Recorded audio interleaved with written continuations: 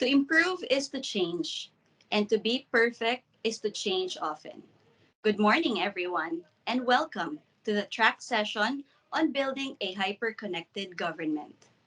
We are facing uncertain times.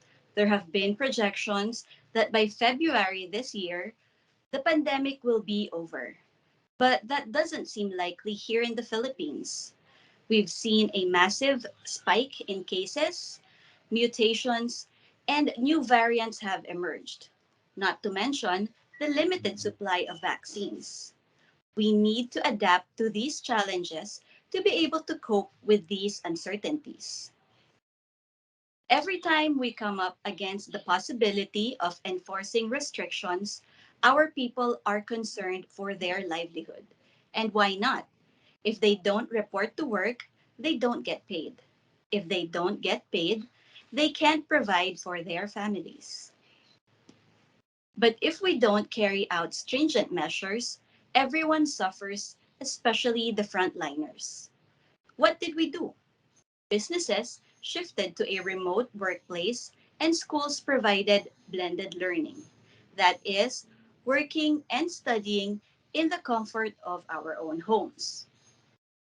It is a change that could have been done gradually if we have adopted digitalization, but it was forced upon us in a span of few months to be able to continue and sustain our lives.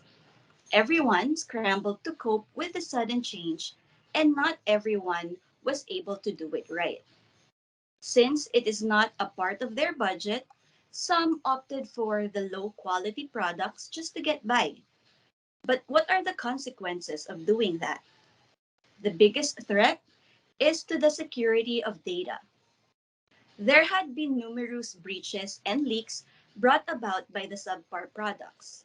But because they are free or more affordable, people still opted to use it even though they knew there are consequences.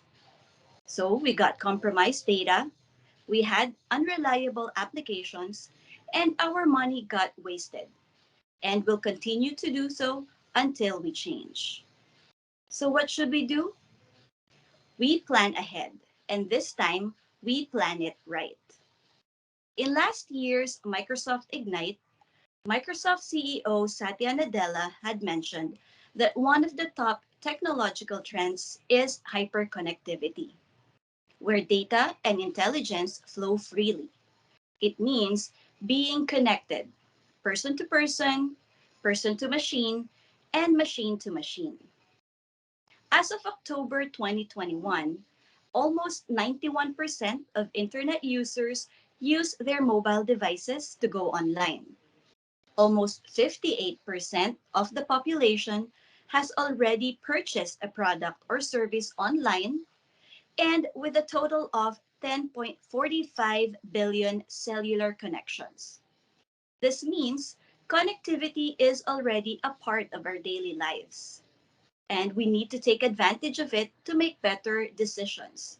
The government should be able to capitalize on the fact that people are already connected.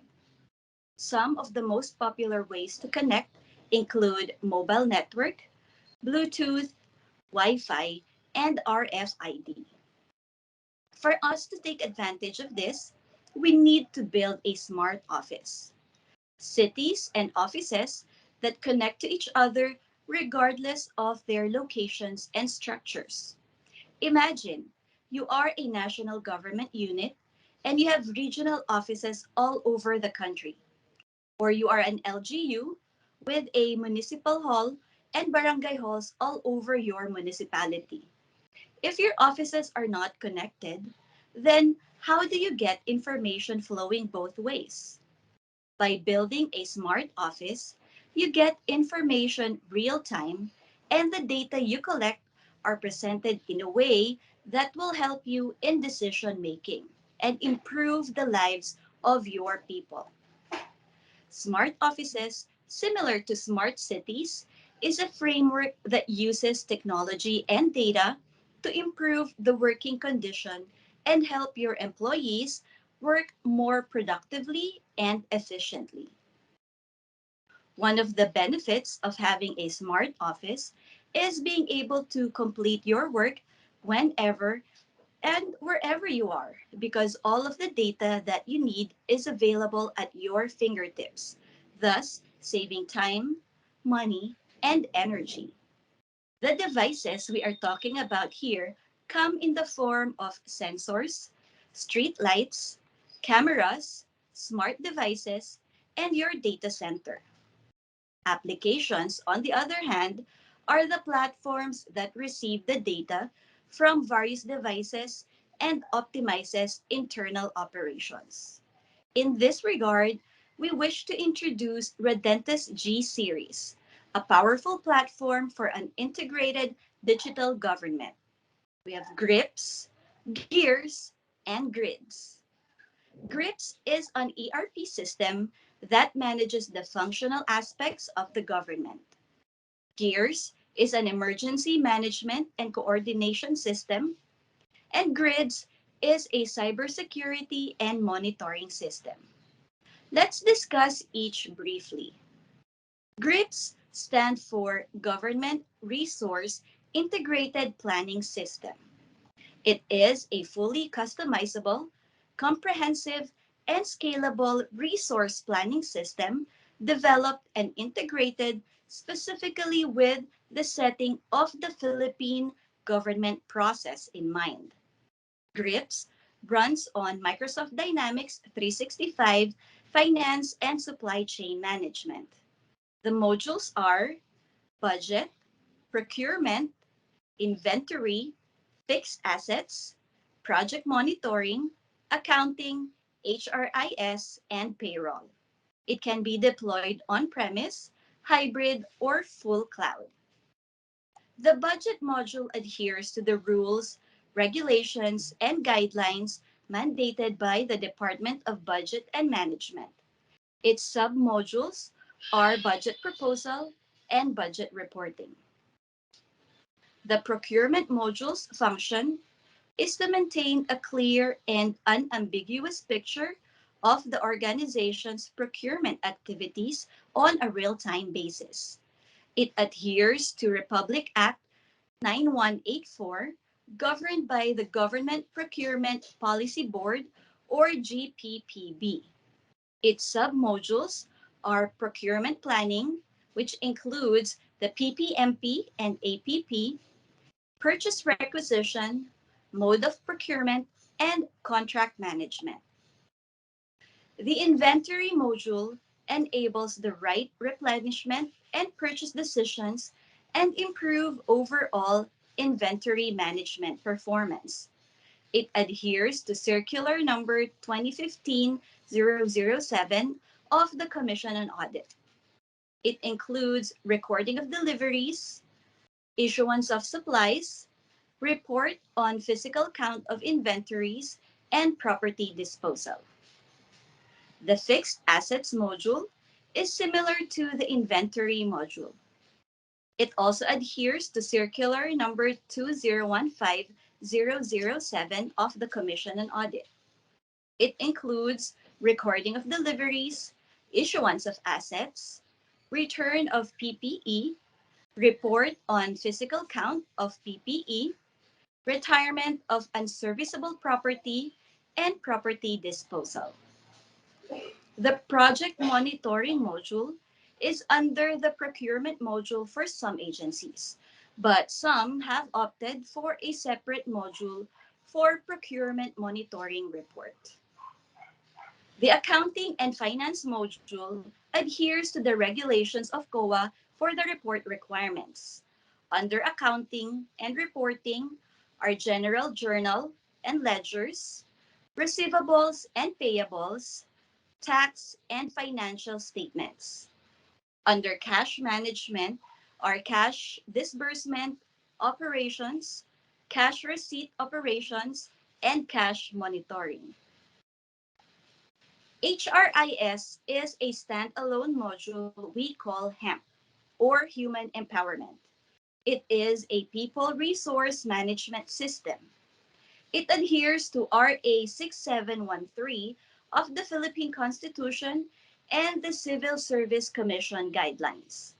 It aims to empower employees by managing the complete life cycle of a government employee from recruitment to retirement.